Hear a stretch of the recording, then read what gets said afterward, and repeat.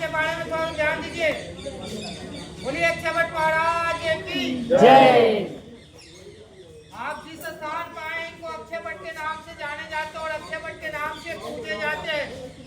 अक्षय का अर्थ होता है जिसका कभी क्षय न हो, जिसका कभी नाश न हो, विनाशी मंत्रित।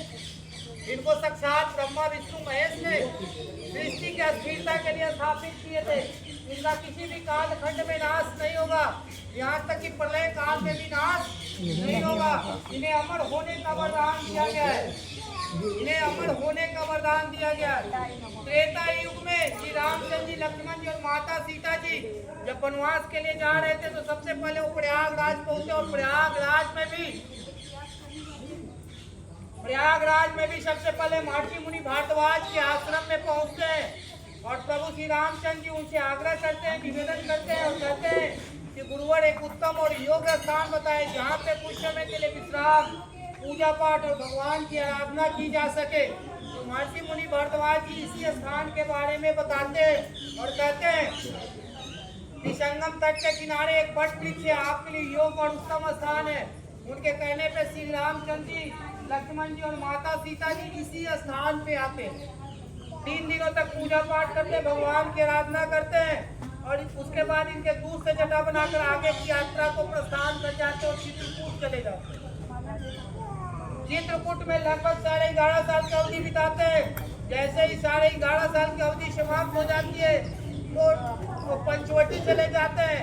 पंचवटी जब पहुंचते हैं तो वनवास का आखिरी काल होता है, आखिरी समय होता है।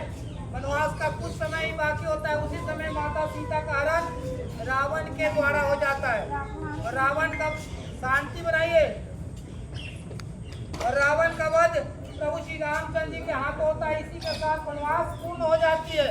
जैसे ही वनवास पूर्ण हो जाती है तो माता सीता प्रभु श्री रामचंद्र जी से कहती है कि प्रभु जहाँ से हम अपनी वनवास की यात्रा की शुरुआत किए थे उस स्थान पे हमें दोबारा से चलना चाहिए। तो पुनः 14 वर्ष बाद इसी स्थान पे फिर से आते हैं श्री रामचंद्र जी, लक्ष्मण जी और माता सीता जी। उसी समय माता सीता इनको अक्षय का वरदान देते हैं और कहते हैं कि आपका किसी भी कालखंड में आपका क्षय नहीं होगा, नाश नहीं होगा, चाहे पूरी सृष्टि का क्षय हो जाए, आप अक्षय रहेंगे। अक्षय वट का दर्शन वहाँ से करें, दर्शन यहाँ से करें, दोनों का फल समान है। अक्षय वट के दर्शन मात्र से जो मोक्ष के रास्ते प्रशस्त हो जाते हैं, खुल जाते हैं। पहले इस स्थान पे साधु संत आते थे, तपस्वी आते थे, ऋषि मुनि आते थे, यहाँ तक कि देवी देवता और भगवान भी तपस्या और पूजा पाठ करने के लिए आते थे, क्योंकि ये तपोस्थली रहा है। यहाँ पे भगवान की ज्ञान की प्राप्ति हुई है। जैन धर्म के प्रथम तीर्थंकर ऋषभ देव जी, जिनको आदि भगवान के नाम से जाने जाते हैं, उनकी ज्ञान की प्राप्ति इसी स्थान पे हुई है।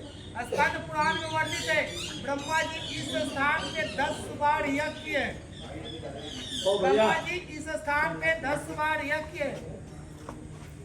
यहाँ पे विष्णु भगवान बाल मुकुंद रूप में महर्षि मार्कंडेय को भी दर्शन देते हैं और प्रभु श्री रामचंद्र जी को खोजते खोजते भरत जी भी इस स्थान पे आते और पूजा पाठ करके जाते हैं। इनको बीच बीच में क्षय पहुंचाने की बहुत बार कोशिश की गई थी। मुगल बादशाह औरंगजेब के द्वारा इन्हें 26 बार कटवाया गया था। 17वीं शताब्दी में इनमें आग लगा दिया गया था। बहुत सालों तक ये आग में जलते रहे, लेकिन जिनको अक्षय का वरदान मिला उनका क्षय नहीं हो सकता है, नाश नहीं हो सकता है। अपने विशाल रूप में हम लोग को दर्शन दे रहे। बोलिए अक्षय वट महाराज।